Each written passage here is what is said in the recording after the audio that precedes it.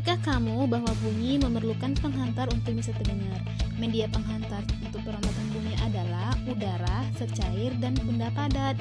Tahukah sifat bunyi lainnya? Ayo kita cari tahu bersama-sama.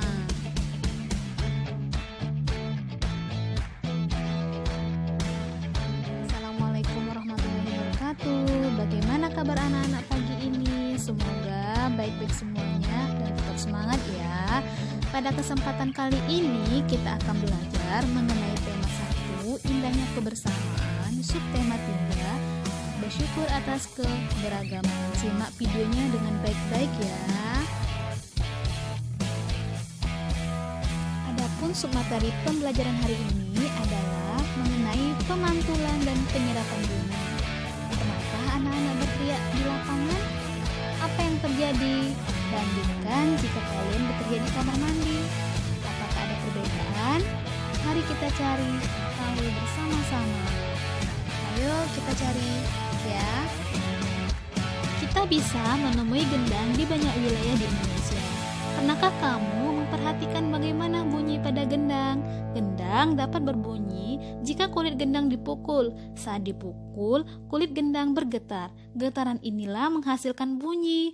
Bunyi tersebut masuk ke sebuah rongga yang terdapat di bawah kulit. Bentuk rongga mempengaruhi bunyi yang dihasilkan. Makin kecil dan panjang rongga pada gendang, makin nyaring bunyi yang dihasilkan.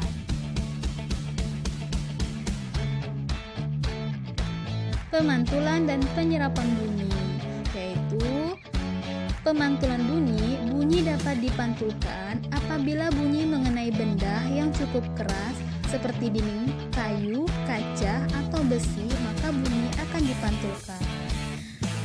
Sedangkan penyerapan bunyi, bunyi dapat diserap apabila mengenai benda permukaan yang lunak. Benda yang demikian disebut peredam bunyi, misalnya karpet, boni, kertas, kain, busa, dan wol. Benda-benda tersebut dapat digunakan untuk mencegah terjadinya gaung atau kerdam.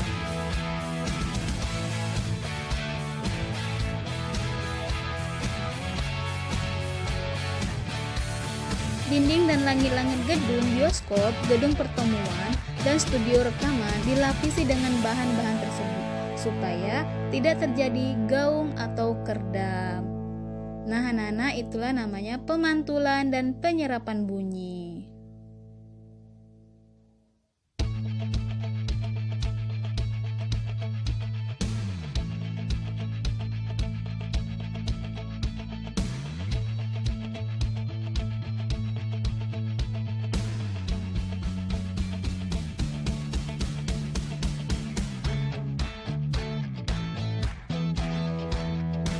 Macam-macam bunyi pantul. Macam-macam bunyi pantul. Yang pertama, gaung atau kerdam. Sering kalian temukan jika kalian masuki sebuah ruangan yang kosong. Ketika kalian memasuki sebuah ruangan yang kosong lalu berteriak, maka kedua suara akan terdengar. Hal itu dinamakan oleh gaung atau kerdam. Gaung atau kerdam terjadi karena bunyi dipantulkan oleh dinding yang jaraknya tidak jauh dari sumber bunyi. Hal itu menyebabkan datangnya bunyi pantul bersamaan dengan bunyi asli yang belum selesai terucapkan. Akibatnya bunyi pantul mengganggu bunyi asli sehingga suara yang terdengar tidak jelas. Macam-macam bunyi pantul yang kedua yaitu gema. Gema dapat terjadi di alam terbuka seperti di tembok, jurang, hutan, ataupun bukit. Pemantulan pada gema terjadi setelah bunyi selesai diucapkan. Misalnya, ketika kalian sedang berteriak di sebuah hutan, maka akan ada pemantulan suara lain yang mengikuti secara berulang. Hal itu dinamakan gema. Gema terjadi karena bunyi dipantulkan oleh dinding yang jaraknya jauh dari sumber bunyi. Hal itu menyebabkan datangnya bunyi pantul setelah bunyi asli selesai terucap. Jadi bunyi pantul yang terdengar lengkap sudah bunyi asli.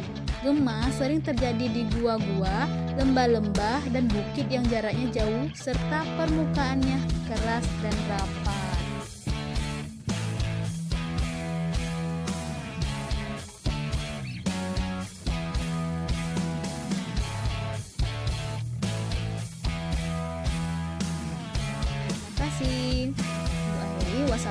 Assalamualaikum warahmatullahi wabarakatuh.